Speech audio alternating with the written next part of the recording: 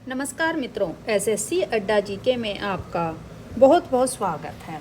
Rural marketing का आज हम पार्ट 8 आपके लिए लेकर आए हैं। तो आज हम वन लाइनर क्वेश्चंस यहाँ पर करने वाले हैं।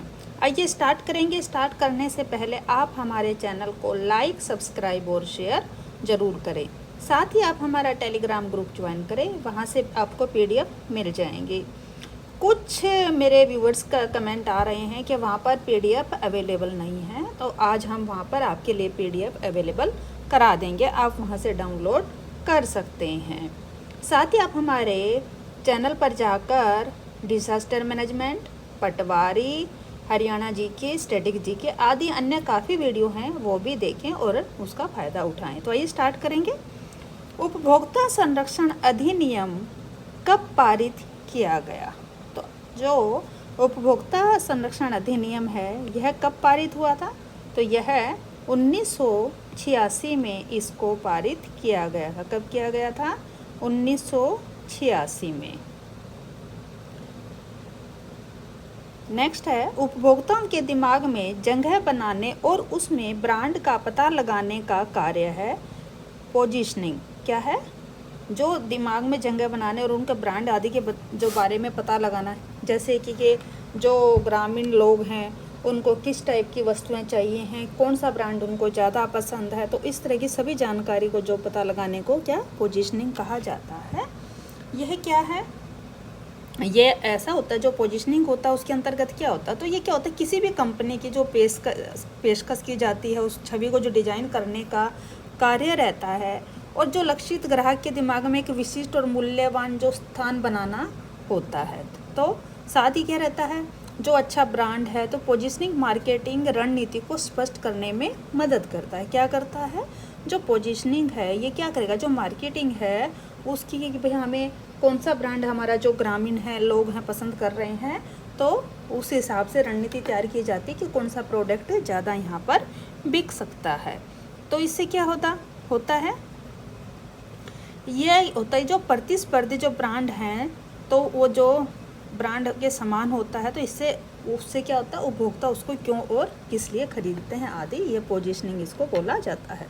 ग्रामीण क्षेत्रों में उपभोग किए जाने वाले अधिकांश उत्पाद किस प्रकृति के होते हैं?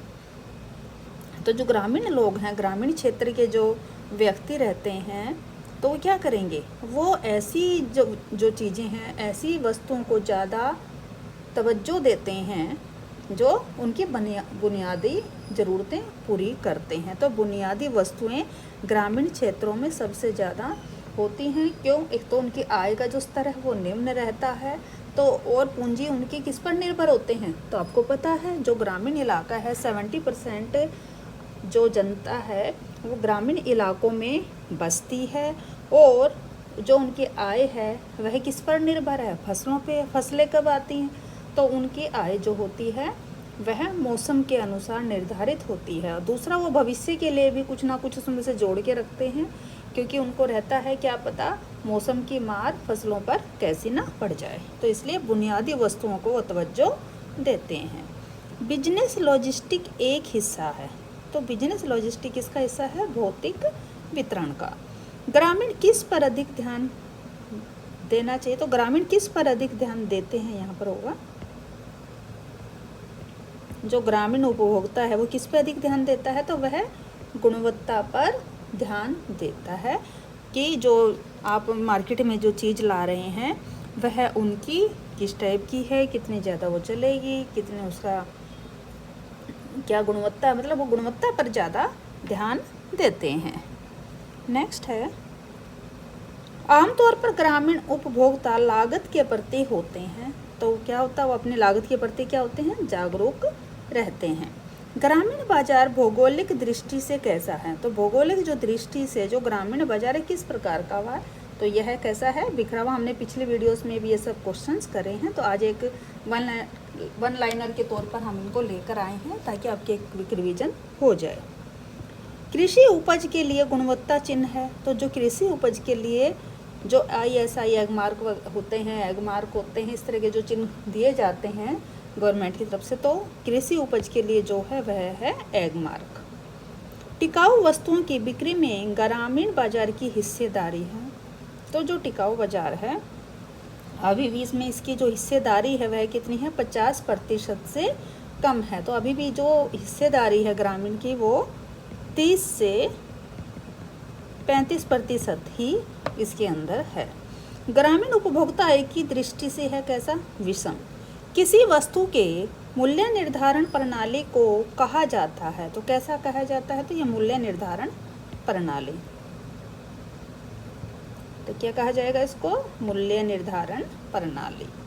ऑनलाइन खुदरा बिक्री पोर्टल, तो ऑनलाइन खुदरा बिक्री पोर्टल भी अब जो यूज होने लगे हैं ग्रामीण इलाकों में, तो कौन सा ज़्यादा है, फ्लिपकार्ट और अमेजन आदि अब यहाँ पर खुदरा बिक्री के लिए यूज होने लगा है।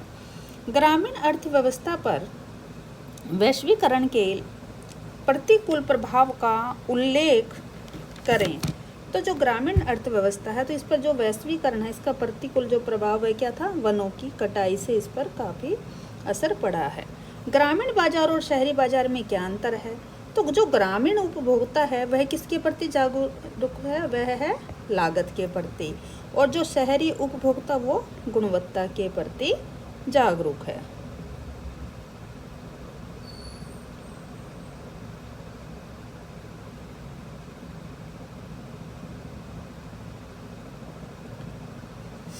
ग्रामीण बाजारों में जनसंख्या का घनत्व है कैसा, निम्न। उपभोक्ता संरक्षण अधिनियम 1986 के मूल उद्देश्यों में एक बताएं। तो वह क्या है, उपभोक्ताओं को शोषण से सुरक्षा। जो उपभोक्ताओं के हितों और साथ में और भी कौन सा, जब 1986 अधिनियम पारित हुआ तो इसके अंतर्गत और कौन कौन से मूल उद्देश्य रखे गए थे, तो देखिए, और जो मूल उद्देश्य हैं वह है उपभोक्ताओं के हितों की रक्षा करना।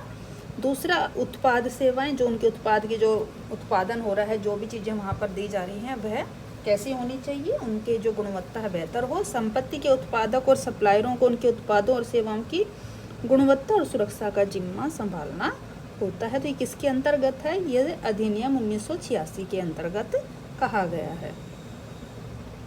ग्रामीण विपणक के सामने आने वाली प्रमुख समस्याओं में से कोई एक, तो देखिए वैसे तो काफ़ी जो ग्रामीण विपणक होता है उनके सामने काफ़ी चुनौतियां आती हैं, लेकिन हम यहाँ पर बता दें जो सबसे प्रमुख रहती है वो रहती है ढांचागत सुविधाएं, जैसे कि सड़कें, परिवहन, और उसके अलावा जैसे उनका जो माल रखने के लिए गोडाउन उनको चाहिए होते हैं, गोदाम आदि, अनाज आदि को एकत्रित करने के लिए। तो इस तरह की जो समस्याएं इनको रहती हैं किसको, ग्रामीण विपणक को। बिजनेस लॉजिस्टिक वितरण का हिस्सा है कैसा होता है ये, तो यह भौतिक है। वितरण चैनल में वस्तु का वितरण कैसा है, तो यह अंतिम चरण रहता है, कैसा, अंतिम। व्यक्तिगत विक्रय का एक कार्य बताइए, तो उपभोक्ताओं को उत्पाद या उत्पादों से परिचित कराना। जो व्यक्तिगत विक्रय होता है उसका क्या कार्य रहेगा, तो यह उत्पाद या उत्पादों से उसको परिचित कराना, किसको, उपभोक्ता को। ग्रामीण समाज की एक विशेषता का उल्लेख करें, तो ग्रामीण जो समाज है उसकी जो जनसंख्या का घनत्व वहाँ पर कम है, कैसा है, कम है। एक स्थान से दूसरे स्थान तक माल की आवाजाही में शामिल कार्य को क्या कहा जाता है, जब परिवहन के द्वारा सड़कों के रास्ते क्या करा जाता है, जब माल है जो इधर से उधर एक स्थान से दूसरे स्थान पर पहुंचाया जाता है, तो किसके अंतर्गत जाएगा, यह भौतिक वितरण के अंतर्गत आता है। उप इकाइयों विभाजित करने की प्रक्रिया है, तो जो उप इकाइयों में विभाजन किया जाता है चीज़ों का, तो उसको क्या कहते हैं, तो उनको विभाजन विषम बाजार को समरूप कहा जाता है। ग्रामीण अर्थव्यवस्था में कृषि क्या है, तो ग्रामीण अर्थव्यवस्था की नींव ही क्या है, आपको पता है, मुख्य क्या है इनका, मुख्य व्यवसाय ही क्या है ग्रामीणों का, कृषि है, क्योंकि कृषि पर ही जो लोग निर्भर करते हैं, उनके आय का प्रमुख साधन ही क्या है, कृषि है। उत्पादों के बारे में जानकारी के संचार के गैर भुगतान वाले रूप को क्या कहा जाता है, कि आप बिना किसी कोई पैसा लगाए कुछ भी करे और अपने प्रोडक्ट का प्रचार करवा देते हैं, यानी कि अपने कुछ चीज़ें एक दूसरे को बेच देते हैं, कहते हैं भाई उसको बता देना आगे हमारी चीज़ें आगे अच्छी हैं, तो आपस में जो इस तरह का प्रचार प्रसार अपने आप ही हो जाता है। तो एक दूसरे के द्वारा उत्पाद की जो जानकारी है उसको क्या कहा जाता है, गैर भुगतान वाला रूप है तो उसको प्रचार कहा जाएगा। लेबलिंग से क्या तात्पर्य? तो आपने देखा होगा कि आप कोई भी प्रोडक्ट खरीदते हैं, कोई भी, मान लीजिए आपने अचार की बोतल खरीदी है, या आपने कोई बच्चों के लिए जैम खरीदा है, या अन्य कोई भी ऐसी वस्तु, तो उन पर एक लेबल लगा होता है। तो लेबलिंग से आप क्या समझते हैं? तो लेबल तैयार किया जाता है, उसको डिजाइन करके किया जाता है, और उसको जो भी आपका प्रोडक्ट रहता है उसके ऊपर उसको लगा दिया जाता है। उसको लेबल को डिजाइन करना और उसे पैकेज पर लगाना, इसको लेबलिंग कहा जाता है। विषम बाजार को परिभाषित करने और समरूप उप बाजारों या खंडों को तोड़ने की एक प्रक्रिया है।